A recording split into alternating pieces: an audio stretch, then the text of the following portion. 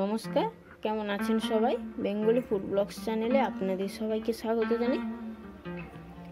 আজকে চলে এসেছি আবারও একটি নতুন রেসিপি নিয়ে। আজকের রেসিপি সেদ্ধ ছোলার চাট।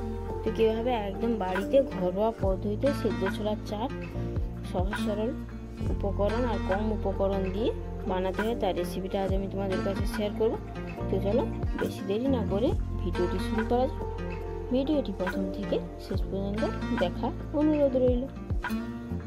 তো দেখো বন্ধুরা, একদম ঘরোয়া পদ্ধতিতে সেদ্ধ ছোলার চাট প্রথমেই বানানোর জন্য দেখো প্রথমেই কিন্তু আমি এখানে পেঁয়াজগুলো নিয়ে নিয়েছি। দেখো পেঁয়াজগুলো কিন্তু আগে থেকে ঝুরি ঝুরি করে কেটে রেখেছি, একদম কিন্তু ঝুরি ঝুরি করে। আর এদিকে দেখো একটা কাঁচা লঙ্কা খুব ভালো করে কেটে ধুয়ে পরিষ্কার করে রেখেছি। আর এইদিকে দেখো ছোলাগুলো আগে থেকে আমি সেদ্ধ করে নিয়েছি। দেখো একদম সুন্দরভাবে সেদ্ধ করে নিয়েছি।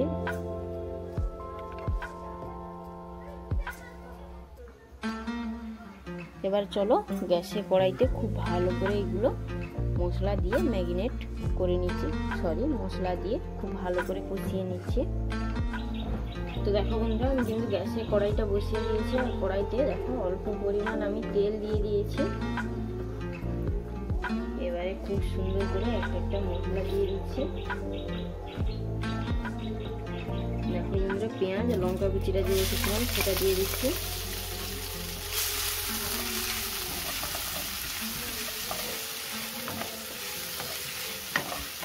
দেখো এবার খুব সুন্দর করে লো আঁচে আমি প্রায় 1 মিনিটের মতো ভেজে নিচ্ছি।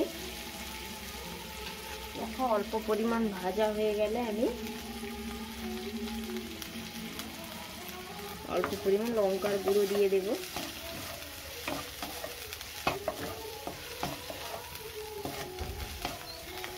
দেখো অল্প পরিমাণ লঙ্কার গুঁড়ো আমি এখানে দিয়ে দিচ্ছি।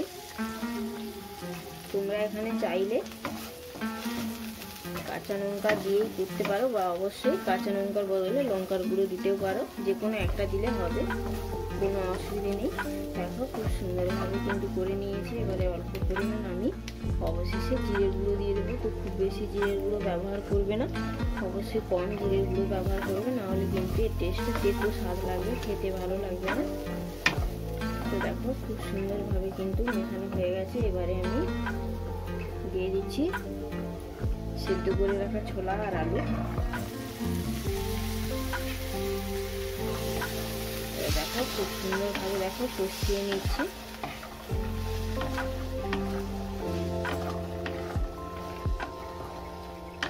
গ্যাসের আঁচটা লো টু মিডিয়ামে করে দিয়ে খুব সুন্দরভাবে দেখো কষিয়ে নিচ্ছি।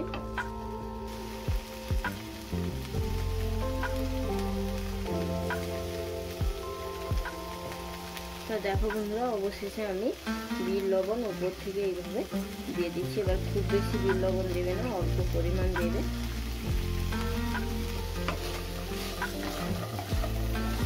এবারে তোমরা চাইলে অবশ্যই এখানে লেবুর রস মেশাতে পারো, পাতি লেবুর রস মেশাতে পারো। আমি কিন্তু এখানে কোনো লেবুর রস ব্যবহার করছি না। আবার তোমরা চাইলে এখানে শসা কুচিও দিতে পারো। তো এই মুহূর্তে আমার কাছে শসা নেই, তার জন্য আমি কিন্তু তোমাদের দেখাতে পারছি না।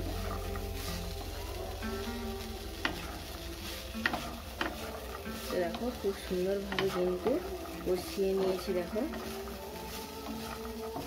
একদম কিন্তু স্টেপ বাই স্টেপ ধরে ধরে তোমাদেরকে দেখিয়ে দিচ্ছি। আশা করি বুঝতে কোনো অসুবিধা হয়নি।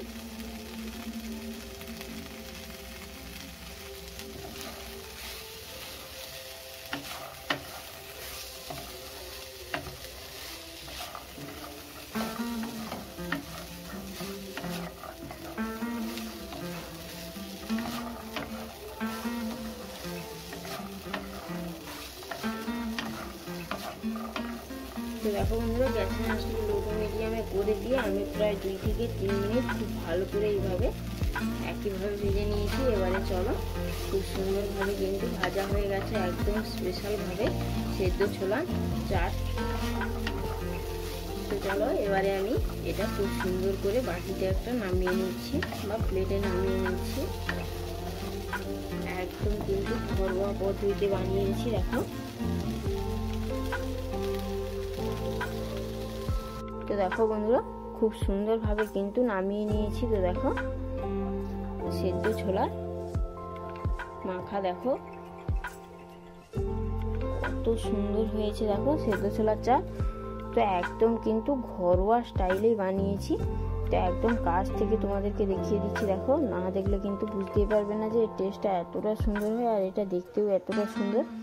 তো অবশ্যই বাড়িতে বানিয়ে ট্রাই করে দেখো, না হলে কিন্তু বুঝতেই পারবে না। তো অবশ্যই ভালো লাগলে আমাকে কমেন্ট করে জানাও, আর অবশ্যই ভালো লাগে বাড়িতে ভিডিওটি একবার ট্রাই করে দেখো। তো দেখো একদম কাছ থেকে দেখিয়ে দিচ্ছি। তো চলো, আমি কিন্তু আর বেশি কথা বাড়াবো না, ভিডিওটি কিন্তু এখানেই শেষ করব। তো সবাই ভালো থাকবেন, সুস্থ থাকবেন, সাবধানে থাকবেন। ভিডিওটি ভালো লাগলে অবশ্যই আমাকে কমেন্ট করে জানাবেন, লাইক ও শেয়ার করবেন, চ্যানেলটি সাবস্ক্রাইব করবেন। আবারও ফিরে আসবো একটা নতুন রেসিপি নিয়ে। তো চলো, নমস্কার।